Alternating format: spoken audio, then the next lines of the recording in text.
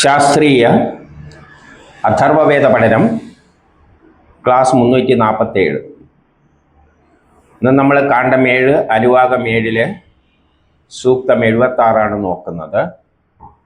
ഇത് ചില രോഗങ്ങളുമായിട്ട് ബന്ധപ്പെട്ട ചികിത്സ, അതിനെപ്പറ്റിയുള്ള പരാമർശമാണ്. യഥാർത്ഥത്തിൽ ഇവിടെ ചികിത്സയൊന്നും നടത്തുന്നില്ല. അല്ല, ചികിത്സ എങ്ങനെ ചെയ്യണമെന്നൊന്നല്ല പറയുന്നത്. ഇത്തരം രോഗങ്ങളെല്ലാം ഉണ്ട്. അത്തരം രോഗങ്ങളെല്ലാം ശരിയായ മന്ത്രങ്ങൾ ഉപയോഗിച്ചിട്ട്, വേദമന്ത്രങ്ങൾ ഉപയോഗിച്ചിട്ട് ചികിത്സിച്ചിട്ട് മാറ്റണമെന്നാണ് പറയുന്നത്. വേദമന്ത്രങ്ങൾ എന്ന് പറഞ്ഞാൽ വേദത്തിലുള്ള വരികൾ. ഏത് വരികളായിരിക്കും അപ്പോൾ അത്? ചികിത്സാ ഗ്രന്ഥങ്ങളിൽ, ആയുർവേദത്തിലെല്ലാം പറയുന്ന ചികിത്സാ ഗ്രന്ഥങ്ങളിലെല്ലാം ഉള്ള വേദമന്ത്രങ്ങൾ ഉപയോഗിച്ചിട്ട് അവിടെ പറയുന്ന മാതിരി ചികിത്സിക്കണം. അല്ലാതെ അഥർവവേദത്തിലെ ചികിത്സിക്കുന്ന ഒരു ഗ്രന്ഥമല്ല, അടിസ്ഥാന തത്വങ്ങൾ മാത്രം പറയുന്ന പുസ്തകമാണ്. അതിനെ എങ്ങനെ ചികിത്സിക്കണം എന്ന് പറയുന്നത് ചികിത്സാ ഗ്രന്ഥത്തിലാണ്. ഇന്ന ചെടിയെടുത്ത് ഇന്ന മരുന്ന്, അതെല്ലാം മന്ത്രങ്ങൾ. ആ മന്ത്രങ്ങൾ അനുസരിച്ച് ചികിത്സിക്കണമെന്നാണ് പറയുന്നത്. രോഗങ്ങളെപ്പറ്റി പരാമർശിച്ചു പോവുകയാണ്. നമുക്ക് ആ മന്ത്രം എന്താണ് പറയുന്നതെന്ന് നോക്കാം. ഹരി ഓം. അഥർവവേദം കാണ്ഡം 7 അനുവാകം 7 സൂക്തം 76. ഋഷി അഥർവൻ, ദേവത, ഭൈഷജ്യം തുടങ്ങിയവ, ഛന്ദസ്, അനുഷ്ടുപ്പ്, തൃഷ്ടുപ്പ്, ഉഷ്ണി. ആ സുസ്രവ സുസ്രസോ അസതീഭ്യോ അസത്തര സഹോദരസതര ലവണാത് വിക്ലേദീയസി യാ ഗ്രൈവ്യ അപചിതോധൗ യാ ഉപപക്ഷ്യ വിജാംനി യാ അപചിത സ്വയം ശ്രസ യാ വികസ പ്രശ്രണാതി തലോദ്യ മവതിഷ്ഠതി നിരാസ്തം സർവജയാന്യം യ കശ്ച കകതി ശ്രിത പക്ഷി ജായാന്യ പതതി സ ആവിശതി പൂരുഷം തദക്ഷിതസ്യ ഭേഷജമുഭയോ സൂക്ഷതസ്യ ച വിസ്മ വൈ തൈ ജായാന്യ ജാനം യതോ ജായാന്യ ജായസേ കഥം ഹ തത്ര ത്വം ഹനോ യസ്യ കൃണ്മോ ഹവിർഗൃഹേ ധൃഷത് പിബ കലശേ സോമമിന്ദ്ര വൃത്രഃ ശൂര സമരേ വസൂനാം മാധ്യന്തിനേ സവന ആവൃഷസ്വ രയിഷ്ടാനോരയിമസ്മാംസു ധേഹി. ഭാവാർത്ഥം: പഴുത്ത് വേദന ഉണ്ടാക്കുന്ന ഗണ്ഡമാലകൾ മന്ത്രത്താലും ഔഷധത്താലും നശിക്കട്ടെ. വിളക്ക് തിരി പോലെ വീര്യമില്ലാത്ത ലവണജലം കൂടുതലായിട്ട് ഒഴുകുന്ന ഇത് പൊട്ടി ഒഴുകട്ടെ. കണ്ഠത്തിലെയും കക്ഷത്തിലെയും ഗുഹ്യഭാഗത്തെയും വ്രണങ്ങളും ഗണ്ഡമാലയും മന്ത്ര ഔഷധത്താൽ പൊട്ടിയൊലിച്ച് നശിച്ചു പോകട്ടെ. അസ്ഥിയിലെ യക്ഷ്മാരോഗം മാംസത്തെ നശിപ്പിക്കും. അധിക സംഭോഗത്താൽ ചുമലിലുണ്ടാകുന്ന യക്ഷ്മാരോഗവും മാംസത്തെ നശിപ്പിക്കട്ടെ. ഇവയെല്ലാം മന്ത്രതന്ത്രത്താൽ നശിച്ചു പോകുന്നു.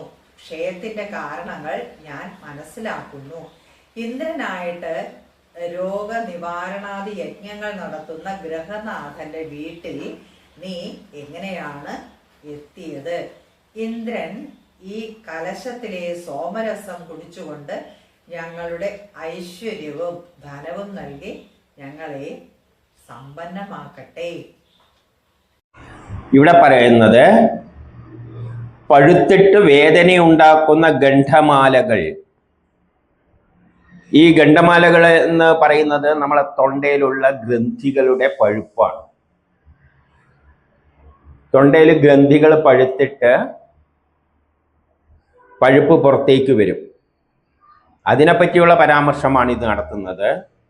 അങ്ങനെ ഗ്രന്ഥികൾ പഴുത്തിട്ട് പുറത്തേക്ക് വരുമ്പോൾ ഔഷധങ്ങളാൽ അതിനെ നശിപ്പിക്കട്ടെ എന്ന് പറയാണ്. അപ്പം തൊണ്ടയിലുള്ള ഗ്രന്ഥികൾ, പല ഗ്രന്ഥികളുണ്ടല്ലോ. ഇപ്പം ടോൺസിലൈറ്റിസ് ഉണ്ട്, അല്ലാതെ തന്നെ വേറെ പല രോഗങ്ങളും ഉണ്ടാകുന്നുണ്ടല്ലോ ഗ്രന്ഥികളിലുള്ള പ്രശ്നം കൊണ്ട്. അപ്പൊ അതിനെല്ലാം മന്ത്രങ്ങൾ ഉപയോഗിച്ചിട്ട്, വേദമന്ത്രങ്ങൾ, അതായത് ചികിത്സാ ഗ്രന്ഥങ്ങളിലെ ശാസ്ത്ര തത്വങ്ങളുടെ അടിസ്ഥാനത്തിൽ, അവിടെ പറഞ്ഞിരിക്കുന്ന ശാസ്ത്ര തത്വത്തിന്റെ അടിസ്ഥാനത്തിൽ ആ രോഗത്തെ നശിപ്പിക്കണം. തൊണ്ട പഴുപ്പല്ലുണ്ടാക്കുന്ന രോഗം, ഗ്രന്ഥികൾ. വിളക്കുത്തിരി പോലെ വീര്യമില്ലാത്ത ലവണജലം കൂടുതലായി ഒഴുകുന്നു. വിളക്കിന്റെ തിരി പോലെ അവിടുന്ന് ലവണജലം പഴുത്തിട്ട് പുറത്തേക്ക് വരും. ആ രോഗം വരുമ്പോൾ അവിടുന്ന് വിളക്കിന്റെ തിരി പോലെ രോഗങ്ങൾ പഴുത്തിട്ട് പുറത്തേക്ക് വരും. ഇത് പൊട്ടി പുറത്തേക്ക് പോകട്ടെ എന്ന്, അത് ആ ദുഷിച്ചതെല്ലാം പുറത്തേക്ക് പോവുക തന്നെ വേണം. അത് വേദമന്ത്രങ്ങളുടെ അടിസ്ഥാനത്തിൽ ചികിത്സ നടത്തണം. കണ്ഠത്തിലെയും, അപ്പം കണ്ഠത്തിലുള്ള എല്ലാതരം അസുഖങ്ങളും കക്ഷത്തിലും ഉണ്ടാകുന്നുണ്ട്. ചിലപ്പോൾ ഗുഹ്യഭാഗത്തെയും, ചിലപ്പോൾ ഗുഹ്യഭാഗങ്ങളിൽ ഇത്തരം രോഗങ്ങൾ ഉണ്ടാകും. വ്രണങ്ങളും, അപ്പൊ അവിടെ ഉണ്ടാകുന്ന വ്രണങ്ങളും അതെല്ലാം പൊട്ടിയൊലിക്കുന്ന തരത്തിലുള്ള രോഗങ്ങൾ അവിടെയെല്ലാം ഉണ്ടാകുന്നുണ്ട്. ഗണ്ഡമാലയും, കഴുത്തിനുള്ള ഇത്തരം പൊട്ടിയൊലിക്കുന്ന തരത്തിലുള്ള അസുഖങ്ങളും മന്ത്ര ഔഷധത്താൽ പൊട്ടിയൊലിച്ച് നശിച്ചു പോകട്ടെ. അതിലുള്ള അഴുക്കുകള് പൊട്ടിപ്പുറത്തേക്ക് വേണം. ഇപ്പം നമ്മളെ ശരീരത്തിൽ എന്തെങ്കിലും ഒരു മുഴയായിട്ട് വന്ന് അതിൻ്റെ അകത്ത് അസിഡ് പഴുപ്പെല്ലാം ഉണ്ടെങ്കിൽ അത് പൊട്ടിപ്പുറത്തേക്ക് പോകണം. അത്തരത്തിൽ തന്നെ അത് പുറത്തേക്ക് പൊട്ടിയൊലിച്ച് നശിച്ചു പോകട്ടെ. അതുപോലെ അസ്ഥിയിലെ യക്ഷ്മാരോഗം, അസ്ഥിയിലെ യക്ഷ്മാരോഗം ഉണ്ടാകുന്നുണ്ട്. യക്ഷ്മാരോഗം പലയിടത്തും ഉണ്ടാകും. നമ്മൾ ലങ്സ് എന്നെല്ലാം വിചാരിച്ചിട്ടുണ്ടല്ല, അസ്ഥിയിലുണ്ടാകുന്നുണ്ട്. അത് മാംസത്തെ നശിപ്പിക്കും. പിന്നെയോ അധിക സംഭോഗത്താൽ ചുമലിലുണ്ടാകുന്ന യക്ഷ്മാരോഗവും, അധിക സംഭോഗം നടക്കുമ്പോൾ ചുമലില് അസുഖമുണ്ടാകുന്നു എന്ന് പറയുന്നു. അതും ക്ഷയം എന്ന് പറഞ്ഞാൽ ക്ഷയിക്കുക എന്ന അർത്ഥമായിട്ട് എടുക്കണം. ആ രോഗം മൂലമുണ്ടാകുന്ന ക്ഷയം സംഭവിക്കുക, ഇതെല്ലാം നശിക്കട്ടെ. ഏതിലൂടെ?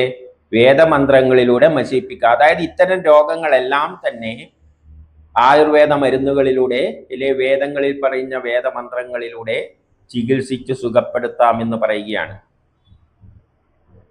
ഇതെല്ലാം മന്ത്രതന്ത്രത്താൽ നശിച്ചു പോകുന്നു. മന്ത്രം എന്ന് പറഞ്ഞാൽ സയൻസ് മാത്രമാണ്. തന്ത്രം എന്ന് പറയുമ്പോൾ അതിൻ്റെ പ്രയോഗം, സയൻസും പ്രയോഗം. സയൻസ് അതിൻ്റെ പിന്നിലുള്ള ശാസ്ത്രം, എങ്ങനെയെല്ലാം അതിനെ ചികിത്സിച്ച് ഇന്ന മരുന്നുകൾ ഇന്ന രൂപത്തിൽ എടുത്തിട്ട് പ്രയോഗിക്കുന്ന വൈദ്യരാണ്. വൈദ്യരെന്ത് ചെയ്യും? ആ മരുന്നുകളെല്ലാം എടുത്തിട്ട് ആപ്ലിക്കേഷനാണ് ടെക്നോളജി, തന്ത്രം. ഒന്ന് സയൻസ്, മറ്റേത് ടെക്നോളജി. ടെക്നോളജിക്ക് നമുക്ക് തന്ത്രം എന്ന് പറയാം. സയൻസിലാണ് അടിസ്ഥാന തത്വങ്ങൾ പഠിക്കുക. അതിൻ്റെ പ്രയോഗത്തിലേക്ക് വരുത്തുന്നതാണ് തന്ത്രം. നമുക്കറിയാം ചായ ഉണ്ടാക്കേണ്ട എങ്ങനെയാണെന്നെല്ലാം പുസ്തകത്തിൽ പഠിക്കും. വെള്ളം ചൂടാക്കണം, ഇന്ന് ഇടണം, അതിൻ്റെ അകത്ത് എന്താണുള്ള, പഞ്ചസാരയിൽ എന്താണുള്ളത്, ചായപ്പൊടിയിൽ എന്താണ്, അതെല്ലാം സയൻസ് പഠിക്കും. അതെല്ലാം സയൻസ്, വേദങ്ങൾ, ഋഗ്യജു സാമവേദങ്ങൾ. തന്ത്രം എന്ന് പറഞ്ഞാൽ ടെക്നോളജി, അതിൻ്റെ ആപ്ലിക്കേഷൻ. ചായ ഉണ്ടാക്കുക എന്ന് പറയുന്നത് ആപ്ലിക്കേഷനാണ്. അത് ആ സയൻസ് പഠിച്ചതുകൊണ്ട് ചായ ഉണ്ടാക്കി കഴിഞ്ഞാൽ എല്ലാവരും ഉണ്ടാക്കുന്ന ചായ ഒരുപോലെ ആയിരിക്കില്ല. അതുകൊണ്ടാണ് അവിടെ നമുക്ക് ഇന്നെടുത്ത് പോയാൽ നല്ലൊരു ചായ കുടിക്കാന്ന് പറയുന്നത് അത് അയാളുടെ കൈപ്പുണ്യമാണ്, അയാളുടെ തന്ത്രമാണ്. എല്ലാവരും ചായപ്പൊടിയും പാലും എല്ലാം ഇട്ടിട്ട് തന്നെയാണ് ചായ ഉണ്ടാക്കുന്നുണ്ടെങ്കിലും നമ്മൾ വീട്ടിലുണ്ടാക്കുന്ന ചായ അല്ല പുറത്തുണ്ടാക്കുന്ന ചായ. അപ്പം അവർക്ക് അവരുടേതായ ടെക്നോളജി, അതിനാണ് തന്ത്രം എന്ന് പറയുന്നത്, ടെക്നോളജി. അപ്പം വൈദ്യര് പഠിച്ച എല്ലാ വൈദ്യരും ഒരേപോലെ അല്ല അത് പ്രയോഗിക്കുന്നത്.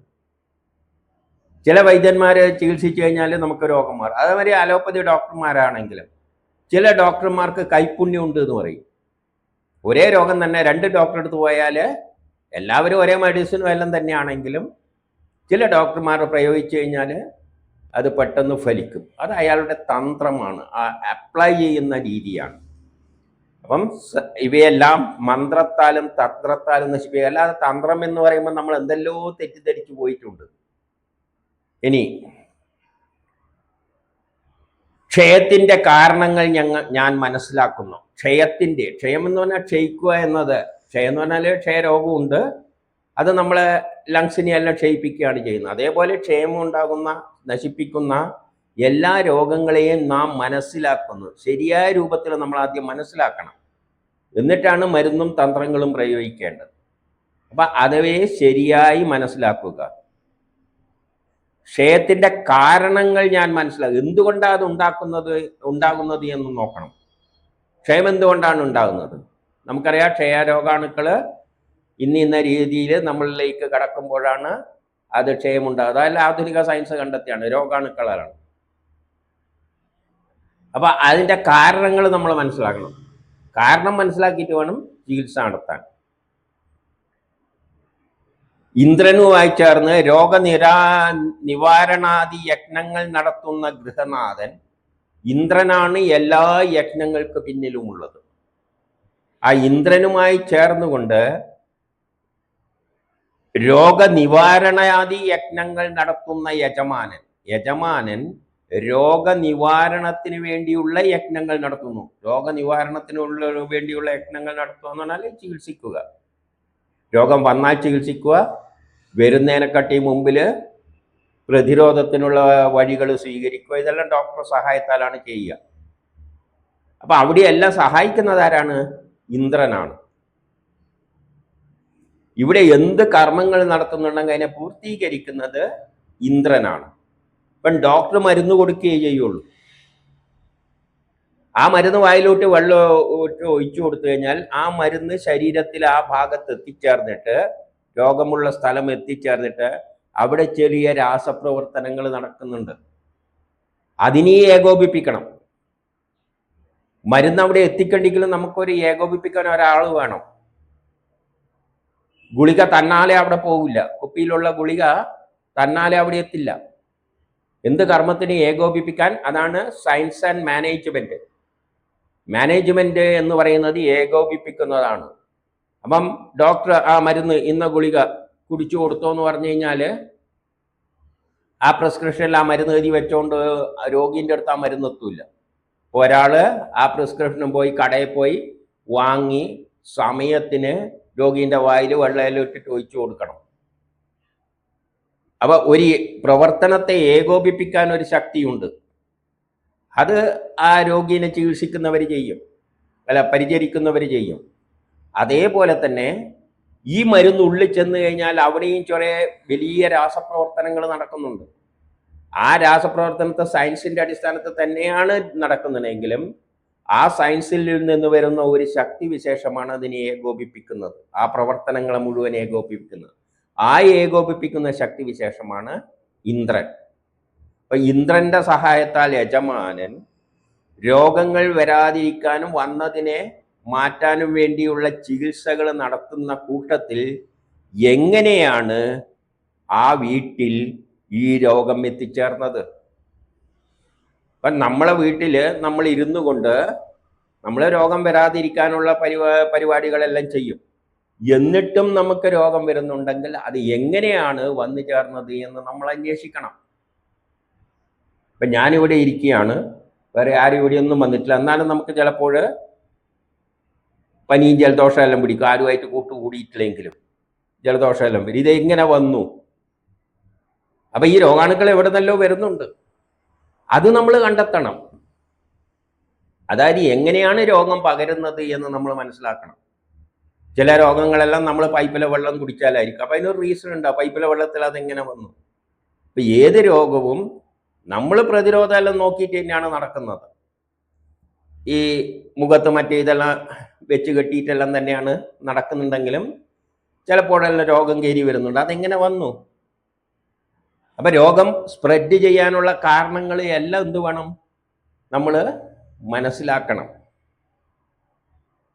ഇന്ദ്രൻ ഈ കലശത്തിലെ സോമരസം കുടിച്ചുകൊണ്ട് പാത്രത്തിലെ സോമരസം എന്ന് പറഞ്ഞാൽ മരുന്ന്, നമ്മൾ കൊടുക്കുന്ന മരുന്ന്, ഉള്ളിലുള്ള ആ ശക്തിവിശേഷം ഇന്ദ്രൻ അതെടുത്തിട്ടാണ് അവിടെ പോയിട്ട് എന്ത് ചെയ്യുന്നത്?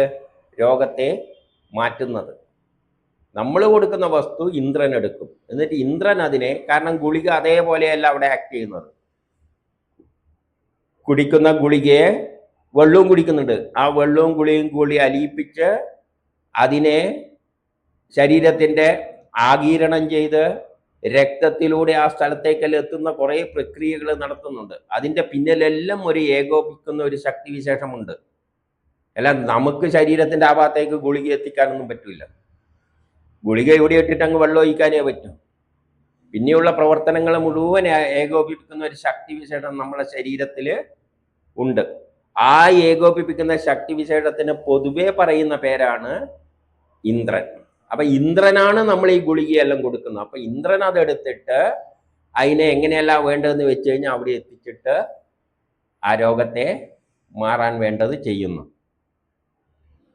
എന്നിട്ട് എന്ത് വേണം? ആ ഇന്ദ്രൻ അങ്ങനെ നമുക്ക് ഐശ്വര്യവും ധനവും നൽകി ഞങ്ങളെ സമ്പന്നമാക്കട്ടെ. അങ്ങനെ ആ ഇന്ദ്രൻ നമ്മളെ രോഗങ്ങളെല്ലാം വരുമ്പോൾ നമ്മൾ ഹവിസ് ഇന്ദ്രന് മരുന്നുകൾ ഇന്ദ്രനായിട്ട് അർപ്പിക്കുന്നു. വായിലിട്ട് വെള്ളം ഒഴിച്ച് കൊടുത്തു കഴിഞ്ഞാൽ ഇന്ദ്രൻ കൊണ്ടുപോയിട്ട് ആ പിന്നെ നടക്കുന്ന പ്രക്രിയകളെല്ലാം ഏകോപിപ്പിക്കുന്ന ശക്തിയാണ് ഇന്ദ്രൻ. ഇന്ദ്രൻ രോഗങ്ങളെല്ലാം മാറ്റിയിട്ട് നമുക്ക് എന്ത് വേണം? ഐശ്വര്യവും ഉണ്ടാക്കി തരണം, ധനവും ഉണ്ടാക്കി തരണം. അപ്പം ചില രോഗങ്ങളെപ്പറ്റി, അക്ഷയത്തെപ്പറ്റി പറഞ്ഞിട്ടുണ്ട്. തൊണ്ട പഴുപ്പ് എന്ന തരത്തിലുള്ളത് പല തരത്തിലുള്ളയുണ്ട്, അതിനെപ്പറ്റി പറഞ്ഞിട്ടുണ്ട്. അധിക ലൈംഗികപരമായിട്ട് ഉണ്ടാകുന്ന രോഗങ്ങളെപ്പറ്റി, ക്ഷയങ്ങളെപ്പറ്റി പറഞ്ഞിട്ടുണ്ട്.